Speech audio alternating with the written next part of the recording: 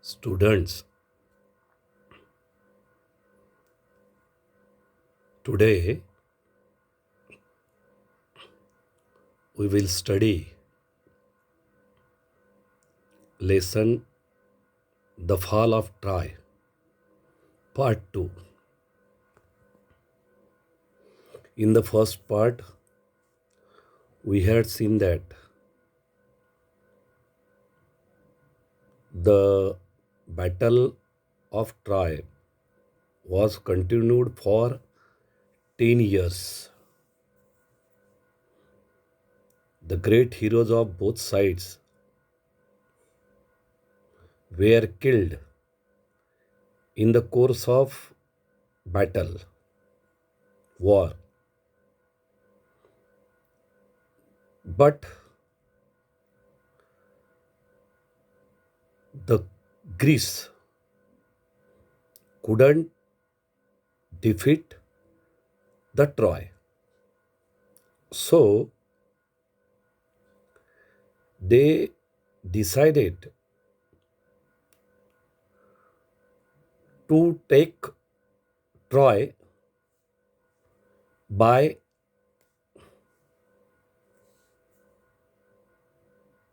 the trick. It was impossible for them to defeat Troy by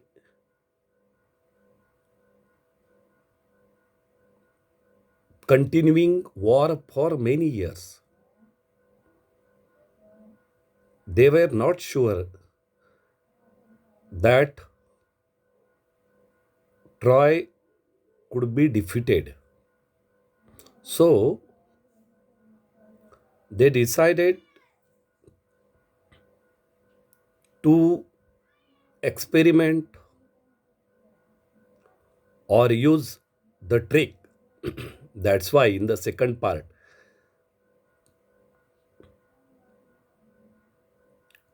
the lesson was start with the words. At last, Troy was taken not by force but by a trick. Hmm. It was the cunning Odysseus who thought of a plan to obtain the victory. In this way, the Greeks decided to use the trick. What kind of trick they had used? That was explained or narrated in the second paragraph. See here, let us build a great wooden horse, he said. Who said? Odysseus.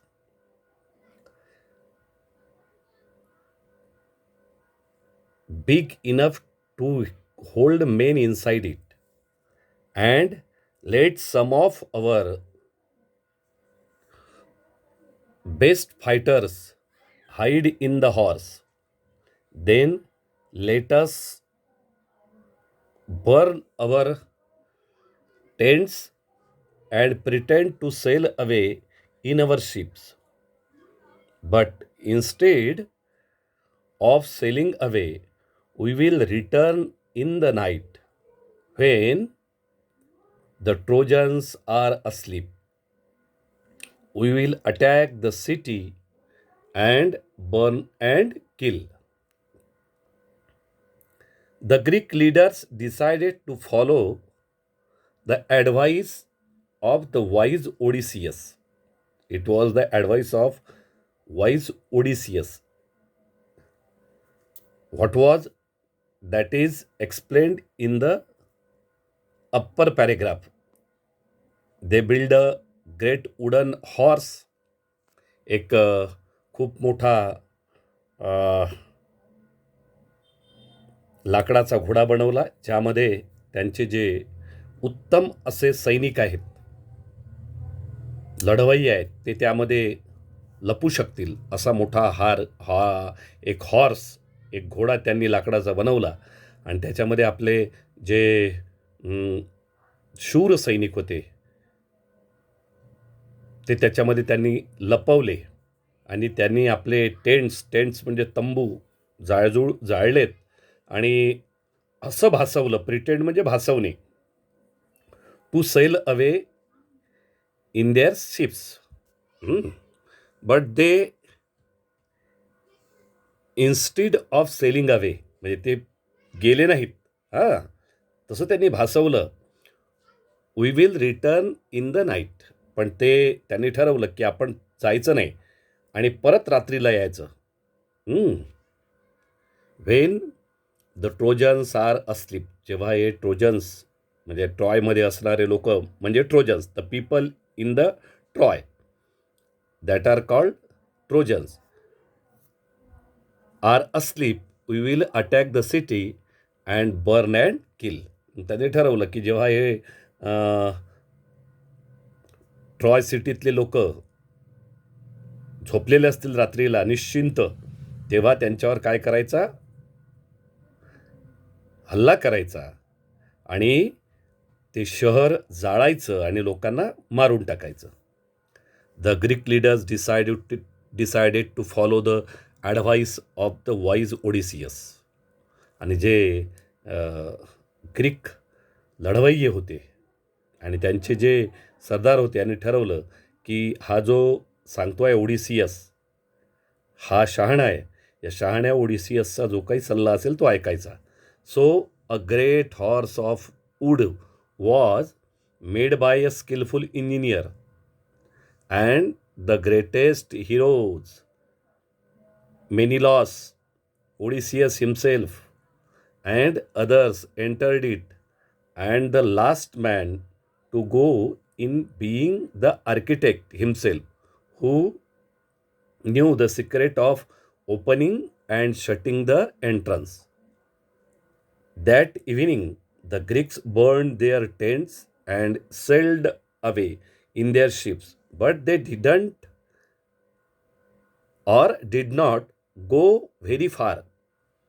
Only one man was left behind to persuade the Trojans to drag the horse into their city.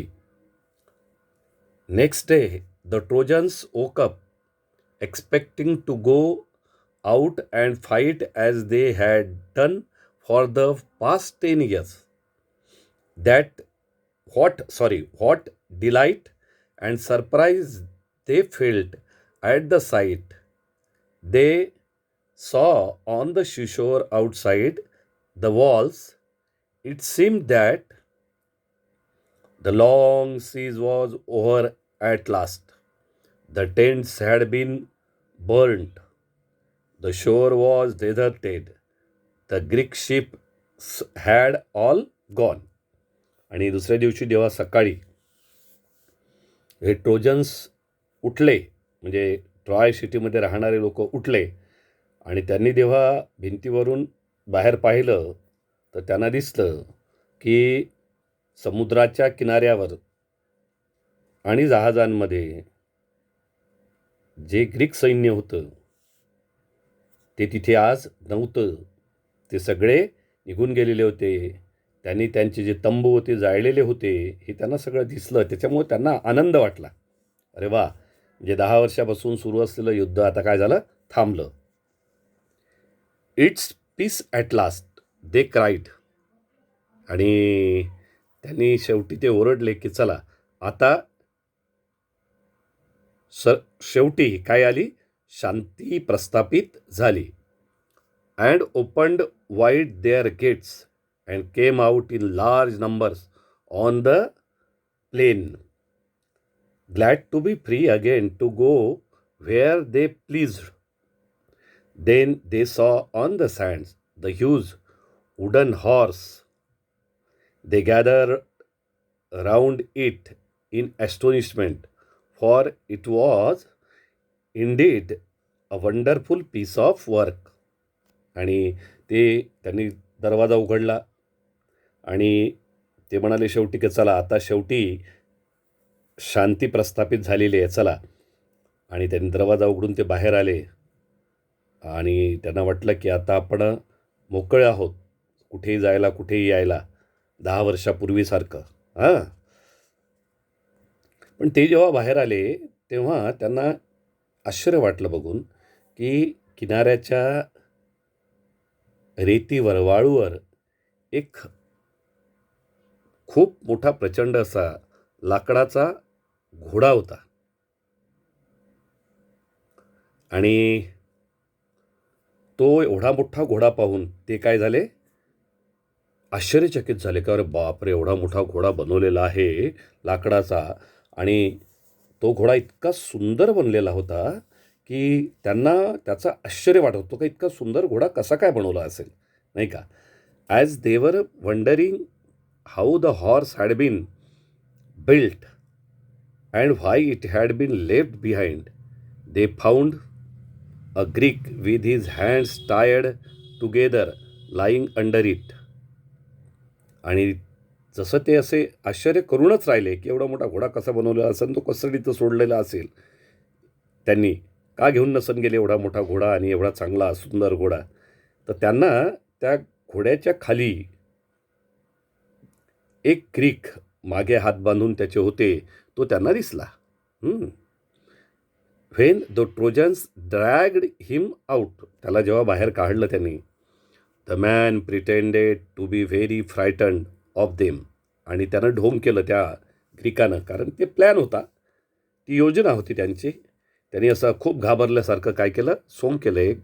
When he was commanded to tell them why the Greeks had gone and why they had left this horse behind. आणि त्याला जेव्हा यांनी विचारलं, नाही का, आदेश दिला की सांग तू इथे कसं काय, आणि ग्रीक्स कसे काय पळाले, हां, तुला सोडून ते कसे काय गेले, आणि तुला इथं कसं काय सोडलं, नाही घोड्याला कसं काय इथं सोडलं, चल सांग. He pretended to tremble very much. Pretend म्हणजे ढोंग करणे. त्यानं खूप घाबरल्याचं काय केलं, थरथर कापत असल्याचं सोंग केलं. And refuse to speak, refuse म्हणजे नाकारणे, आणि त्यानं बोलायचं नाकारलं. When at last they threaten to kill him, आणि जेव्हा त्यांनी सांगितलं तू बोलशील नाही, तुला तर आम्ही मारून टाकू इथं, तुझा जीव घेऊ, he spoke and told them this false tale. आणि त्यांनी त्याला जेव्हा सांगितलं काय तू बोलशील नाही, तुला मारून टाकू आम्ही, सांग पटकन बोल. तर त्यावेळी तो बोलायला लागला आणि त्यांनी ही खोटी गोष्ट सांगितली. कोणती खोटी गोष्ट होती बघा, पुढच्या पॅरेग्राफमध्ये आहे. The Greeks are tired of the long war and have sailed away in their ships, he said, but they are afraid of the long voyage. Voyage, the meaning of voyage here given, a long period of travel by sea, नाही का, जलप्रवास, समुद्रातील प्रवास आहे की नाही, म्हणजे voyage, home to, and so they have made this horse and left it as an offering. Offering म्हणजे अर्पण करणे, हां, अर्पण केलेली वस्तू, to the god of the sea god, ठीक आहे नाही, म्हणजे समुद्र नावाचा जो देव आहे त्याला अर्पण करण्याकरता हे त्यांनी काय बनवलेलं आहे, हा घोडा इथे बनवलेला आहे, तो इथे सोडून दिलेला आहे अर्पण करण्याकरता. का तर त्यांची परत जाण्याची जी जर्नी होती, जी खूप लांब होती, खूप लांबचा प्रवास होता, तो त्यांचा काय झाला पाहिजे, सुखरूप झाला पाहिजे याकरता.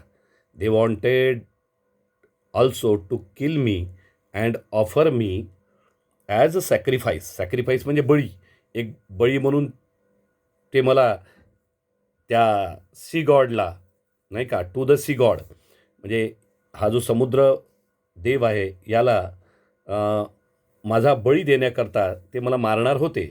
But I escaped and hid from them, आणि मी कसा तरी तिथून निसटलो आणि इथे येऊन लपलो.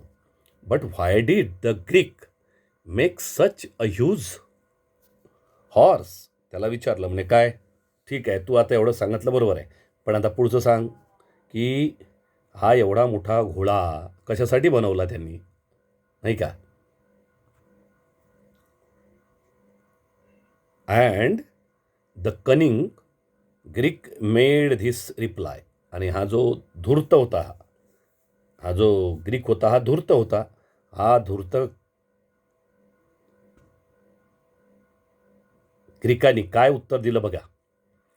If they had made a smaller offering you might have taken it into your city.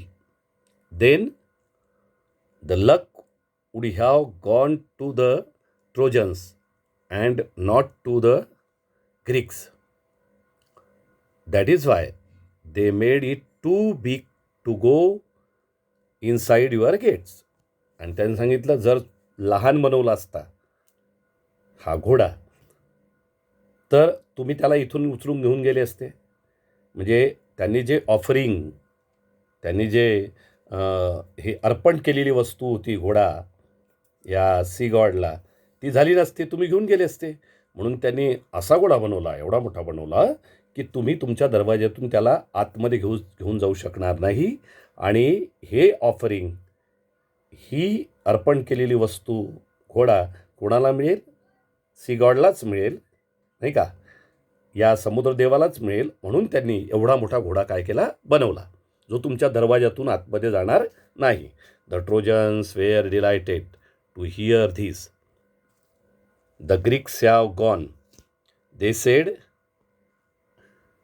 आणि त्याने सांगितलं त्या व्यक्तीने, the Trojans were delighted to hear this.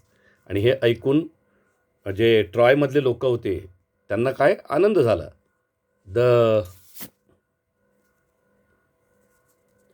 Greeks have gone, they said. ते म्हणाले चला आता एकदाचे तर हे गेले Greek. They said and the walls are no longer necessary. आणि ते म्हणाले आता काही ह्या भिंतीची गरज नाही, कारण त्यांच्या या सभोवताल काय होती? भिंत होती, आणि ती मोठी भिंत होती. ते म्हणाले की आता या भिंतीची काही गरज नाही. Let us make a whole in the wall and track the horse in. आणि त्यांनी आता ठरवलं का चला आता आपण ही जी मजबूत अशी भिंत आहे, या भिंतीमध्ये काय बनवू? एक छिद्र बनवू आणि त्यामधून हा घोडा आपण आतमध्ये घेऊन जाऊ. There was priest. प्रिस्ट म्हणजे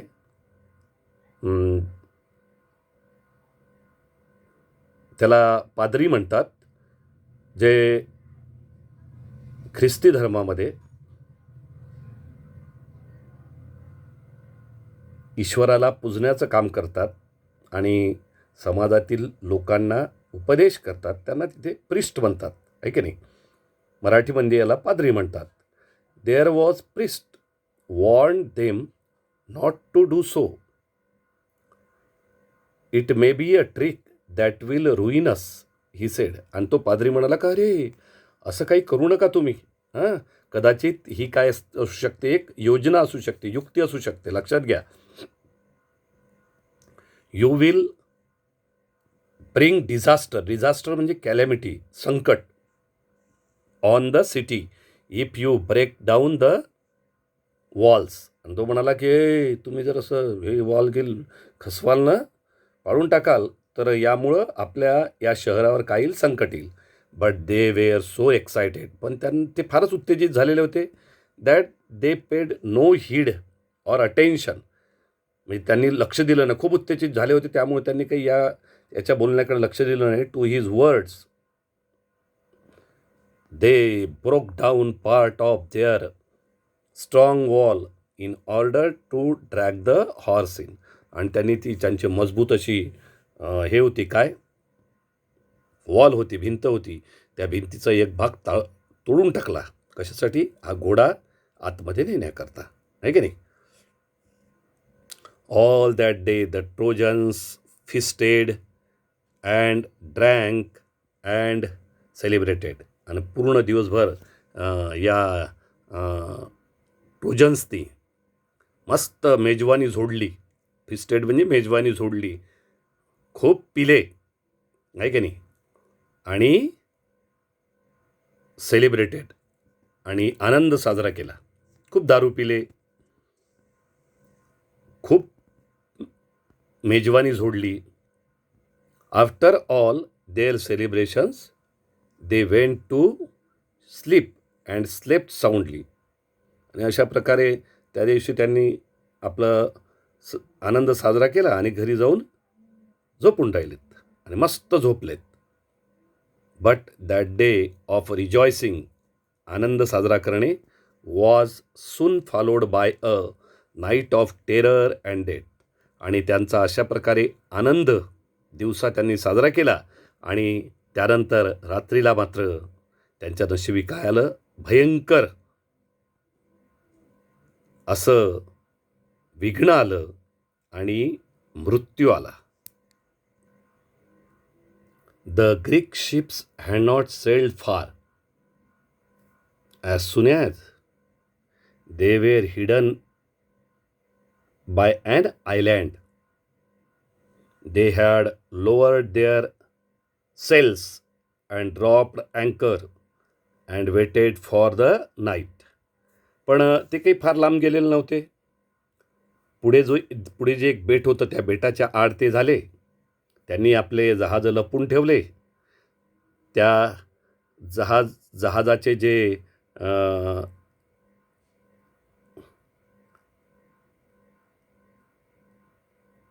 डोलकाठ्या होत्या त्या सगळ्या खाली झुकवल्यात, नाही का, आणि रात्रीची वाट पाहत बसले. In the darkness the fleet sailed back.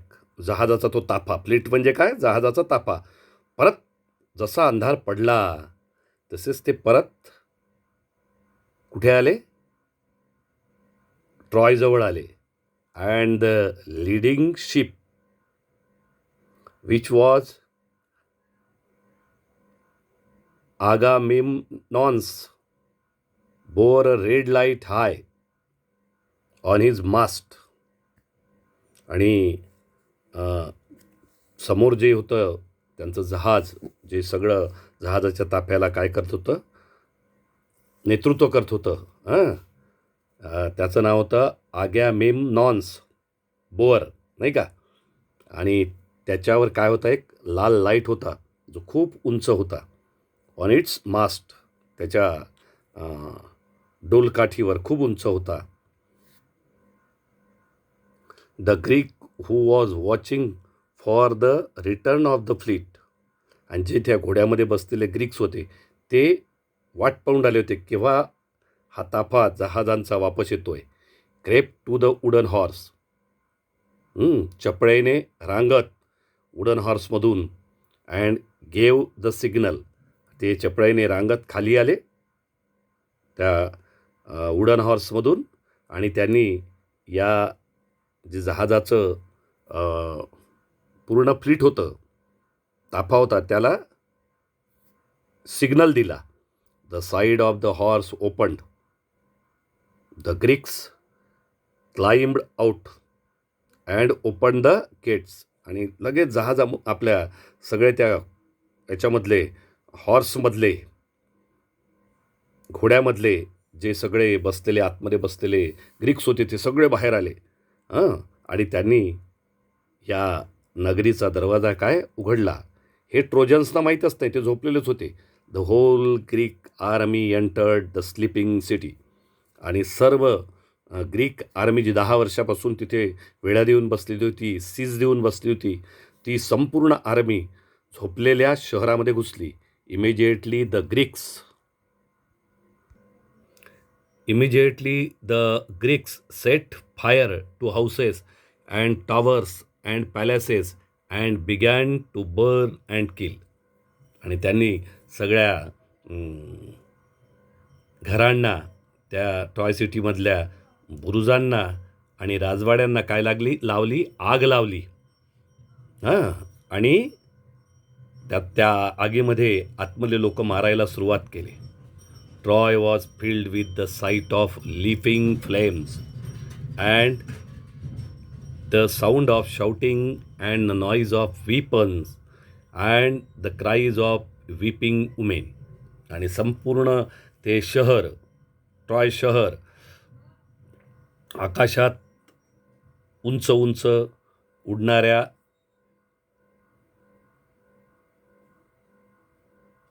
आगीच्या लोळ आगीच्या लोळ्यांनी आणि ओरडण्याच्या आवाजाने, हां, गोंधळांनी आणि विपन्सच्या म्हणजे शस्त्रास्त्रांच्या खनखनाटाने and the cries of weeping women आणि बायांच्या रडण्याच्या आवाजाने काय झालं होतं, पूर्ण शहर भरून गेलेलं होतं. The sleeping Trojans sprang out of their beds but they were taken by surprise. आणि जेव्हा ते सगळे ट्रोजन्स झोपेतून बाहेर उठून येतात आणि आश्चर्याने थक्क होतात, बघतात की काय होऊन राहिलेलं आहे. Their enemies were right inside their walls. आणि त्यांचे जे शत्रू होते ते त्यांच्या वॉलच्या आतमध्ये आलेले होते. And many of the Trojans were killed before they could put on their armour. Armour म्हणजे काय ते दिलेलं आहे बघा. Metal covering to protect the body in war. चिलखत ज्याला म्हणतो ते चिलखत घालणार. And seize their weapons. आणि ते आपल्या विपन्सना हाती पकडणार त्या अगोदरच ते मारले गेलेले होते. कोण? Trojans. A bright light lit up the night sky as palaces and houses, temples and towers went up in flames. आणि सगळे राजवाडे आणि सगळे मंदिरं आणि बुरुज सगळे आगीच्या भक्षस्थानी पडलेले होते. The trojans fought as well as they could. Trojans म्हणजे ते जेवढा त्यांच्याकडून प्रतिकार करणं शक्य होतं तेवढा त्यांनी केला. But it was all in vain. पण त्याचा काही उपयोग झालेला नाही. Old king Priam was killed with all his brave sons. आणि त्या ट्रॉयचा जो राजा होता त्याचं नाव होतं किंग प्रियाम. प्रियाम तो आपल्या सर्व सहित जे खूप शूर मुलं होते त्याच्यासहित मारला गेला. Hector's wife and his old mother and sister were carried off as slaves. Slaves म्हणजे गुलाम. By the conquerors. कॉन्करर्स कोण होते? तर ग्रीक्स. हां, कॉन्करर्स म्हणजे जे विजयी झाले होते ते ग्रीक्स. यांनी त्यांना गुलाम म्हणून ठेवलं. कोणाचे? हेक्टरची पत्नी, त्याची आई आणि त्याची बहीण यांना. देअर फेट वॉज इन कॉन्ट्रास्ट टू हेलन्स. आणि त्यांचं जे नशीब होतं, फेट म्हणजे नशीब, दैव, हे अगदी विरुद्ध होतं. कोणाच्या? हेलनच्या. When King Menelaus rushed through the city looking for her and found her in her palace. आणि जेव्हा हा जो राजा होता, ग्रीकांचा राजा मेनिलॉस, हा जेव्हा तिला शोधत त्या पूर्ण शहरातून निघालेला होता, नाही का, आणि त्याला ती कुठे भेटली? एका राजवाड्यामध्ये भेटली ती. शी हंग हर हेड इन शेम. तिनं आपलं शर्मेनं आपलं डोकं धरलेलं होतं. अँड सॉरो आणि दुःखाने ॲज शी फेस हर फॉर्मर हजबंड. जेव्हा तिने आपल्या पूर्वीच्या नवऱ्याला बघितलं. कोणाला बघितलं? मेनिलासला बघितलं. तेव्हा तिने आपलं दुःखाने आणि निराशेने आपलं डोकं पकडलं.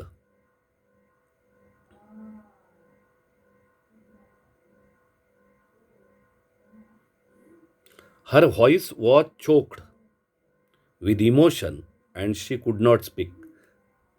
तिचा भावनावेगामुळे तिचा हे जो आहे काय म्हणतो त्याला आपण, गळा, घसा, तो सुद्धा काय झालेला होता? ब्लॉक झालेला होता, चोक झालेला होता. And she could not speak. आणि ती बोलू शकली नाही, ती बोलू शकत नव्हती. बट मेनिलॉस फॉरगेव हर. मेनिलॉसने तिला माफ केलं. And she went back with him. आणि त्याच्यासोबत ती परत ग्रीकमध्ये गेली. For it was only Aphrodite. Aphrodite means a Greek goddess, Greek देवता, नाही का, who had turned her heart away from her home and her husband and her child. म्हणजे ही कोण होती? ॲफ्रॉडायट नावाची जी ग्रीक देवता आहे, तिची सगळी ही कर्तृत्व होती, कारनामा होता, नाही का. तिचं हे सगळं, तिची करणी होती की तिने तिचं जे मन आहे ते तिच्या नवऱ्यापासून, तिच्या मुलांपासून आणि तिच्या घरापासून दूर नेलेलं होतं आणि त्याच्यामुळे ती शी एलप विथ हुम, द पॅरिस, हां, ट्रोजन्स, ट्रॉयज प्रिन्स, म्हणजे ट्रॉयचा जो राजपुत्र होता त्याच्यासोबत, म्हणूनच ती पळून गेलेली होती, नाही का. कारण याला कारण कोण होती, तर ॲफ्रॉडायट. ॲफ्रॉडायट इज द ग्रीक गॉडेस, आहे की नाही, ग्रीक देवता याला कारण होती. When morning came, nothing was left of the proud rich city that had resisted attack for 10 years. आणि दुसऱ्या दिवशी सकाळी पाहिलं तर ज्या शहराने 10 वर्षपर्यंत लढा दिलेला होता, त्या शहराचं काहीही शिल्लक राहिलेलं नव्हतं. असं गर्विष्ठ आणि असं श्रीमंत शहर, पण त्याचं काहीही राहिलेलं नव्हतं. सगळं जळून खाक झालेलं होतं.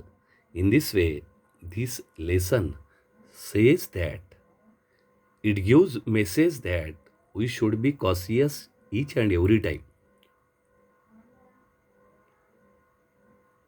We should be careful in our life. We should not left or live. We should not live a marginal hole in our doing for the enemy. If we do so, it may be the last moment of our life. Remember, always we should do our work carefully,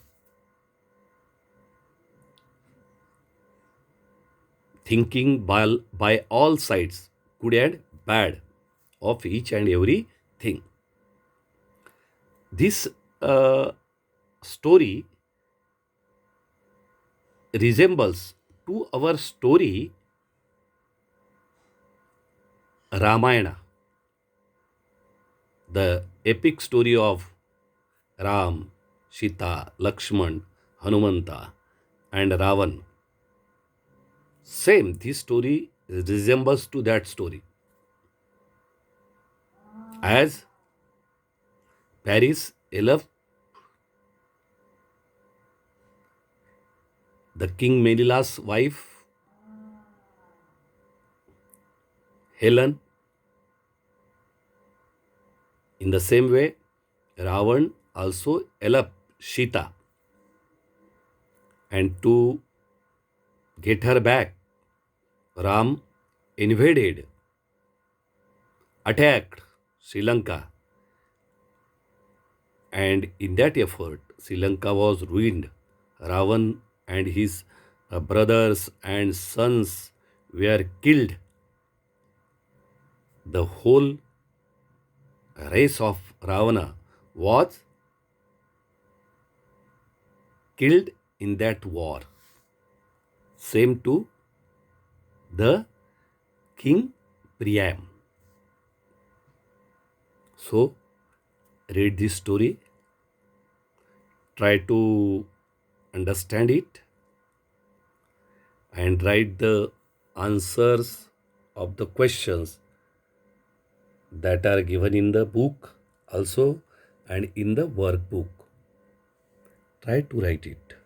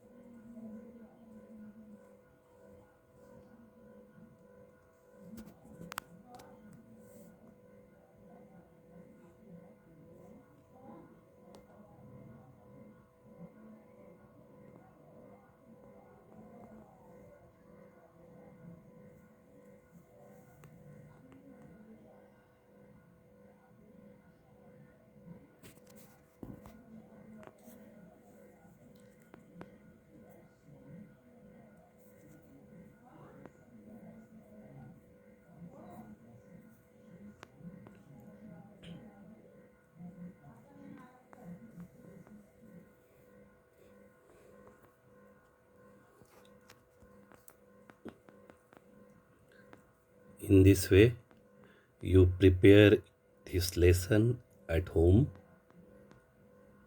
If you find any difficulty, please ask me. Okay? And solve your workbook. Hmm. Don't neglect it. It is very important because it will give you a practice how to solve the questions in the examination. Okay? Now prepare.